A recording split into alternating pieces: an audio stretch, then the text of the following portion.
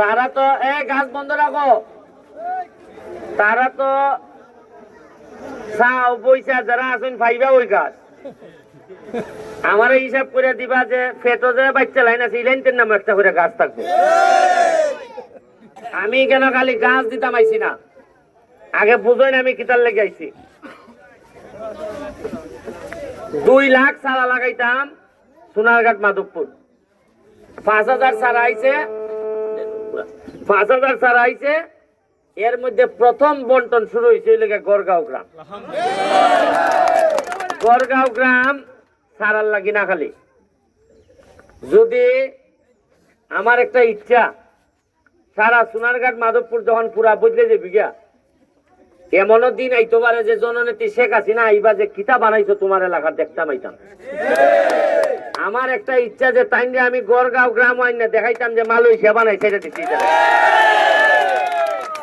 আপনারা 84 লাখ টাকার রাস্তার প্রপোজাল গেছে, এটা তো খালি মেইন রাস্তা। আমি চাইতেছি মাঠ, আপনারা দেখছেন যে মাঠের কাজ শুরু হয়ে যায়, এখানে মনে হতো 7-8 লাখ টাকা গেছে। এরপরে আপনার কষ্ট করে এটা ইলাই ঠেলে ইলাই অন্য নেগা এই কষ্ট মষ্ট করে তাও মাঠ বানাইতেছি।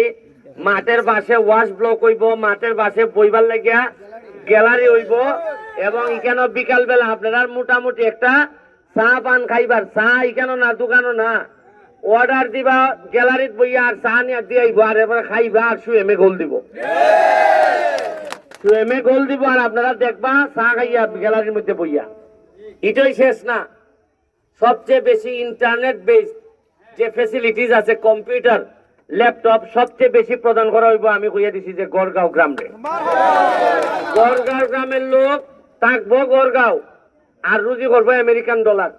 এখান থেকে আউটসোর্সিং এর মাধ্যমে কোন যেটা আছে আমাদের ফ্রিল্যান্সিং এর মাধ্যমে গড়গাঁর লোকগুলারে আমি আরো সামনের দিকে নিয়ে যেতাম চাই।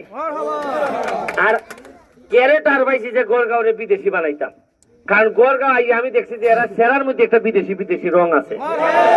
তখন আমি দেখছি যে এটা আগাইবো, এটার শরীরের কালারই কয় যে এটা আরো সামনের দিকে নেওয়া যাবো। এরপরে আরো ইচ্ছা আছে আমার, ওই যে সামনে যে নদী আছে না নি কয় নদী, কয় নদীর আপনার বাড়ির সামনে যে জায়গাটা, এখানে প্রায় 1 কিলোমিটার জায়গা আলাদা করে আমি এই ভালো করে কুদাইয়া এটার একটা নদী থাকবো, কিন্তু এই জায়গাটারে এমন ভাবে আমি বানাইমু পর্যটন, এখানের মধ্যে আমি একটা কিনতে দিলাইমু। আপনারা স্পিড বোট, গ্রামের মানুষ স্পিড বোট চালাইবা এটার মধ্যে। ওই যে আমরা যে স্পিড বোট চালাইতেছি সোনারঘাট বাজারও, এখানের মধ্যে পর্যটনের লেগে নদীর পাড়েরই কেন সুন্দর সুন্দর ছোট ছোট তাঁবুর মতো ঘর থাকবো, সারা এলাকার মানুষ এইখানের মধ্যে আড্ডা দিব। এটার লেগে আমি রুয়েলের সাথে